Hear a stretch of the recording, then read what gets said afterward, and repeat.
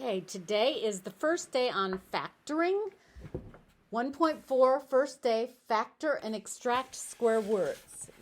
So I'm sure you'll remember this as I do them because you've had factoring before, but factoring. I'm going to start with a trinomial.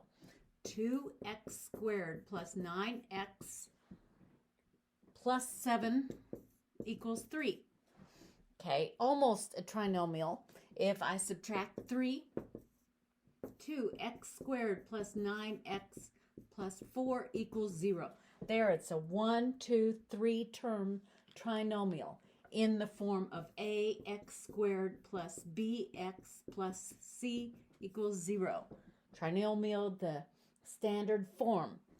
And I do what is basically called the asterisk, a times c here, b here, ax here, and things that multiply to give us the top number and add to give us the bottom number, 2.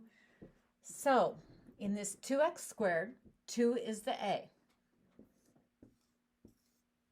And we do a, 9 is the b, yeah, and 4 is the c. So this is a times c. 2 times 4, we put 8 here. B, this is in the place of B, 9, we put 9 here. AX and AX, 2X and 2X. And then I want two numbers that multiply and give me 8, but add and give me 9. Think it through. 8 times 1 gives me 8. 8 plus 1 adds up to 9. Then we have basically, we're looking at this and this. And 2 over 1 doesn't reduce, but 2 over 8 reduces to 1 over 4. So we have 1x over 4, 2x over 1, and we write that as x plus 4, 1x plus 4, and 2x plus 1. That's this trinomial factored equals 0. That means that either x plus 4 equals 0 or 2x plus 1 equals 0. Subtract 4. X could equal negative 4, or subtract 1. 2x equals negative 1. Divide by 2. X equals negative 1/2. The two answers could be negative 4 or negative 1/2. Another type is called finding the greatest common factor. And here's an example. 6x squared plus 3x equals 0.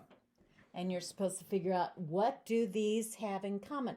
Well, they're both 6 and 3 are multiples of 3, and both of those have x's. So we'll take out the greatest common factor of 3x. 3x times 2x gives us 6x squared. 3x times 1 gives us 3x. So that's taking that greatest common factor of 3x out. And then either 3x equals 0 or 2x plus 1 equals 0. Divide by 3, divide by 3. X could equal 0 or minus 1, 2x equals negative 1. Divide by 2, divide by 2. X again, negative 1/2, just like that other one equaled. The other type we have is called extracting the square roots. An example would be 4x squared equals 12. Well, right away, we know that these both have 4. So x squared would equal 3. And then that means the opposite of squaring is square root. So x could equal a positive or negative square root of 3. Have to remember that when you square root, you have either. Here's another example of extracting square roots.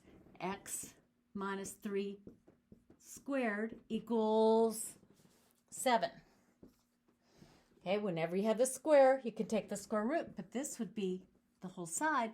So x minus 3 equals plus or minus square root of 7. Almost there. To solve for x, we'd add 3 to both sides. So x equals 3 plus or minus square root of 7.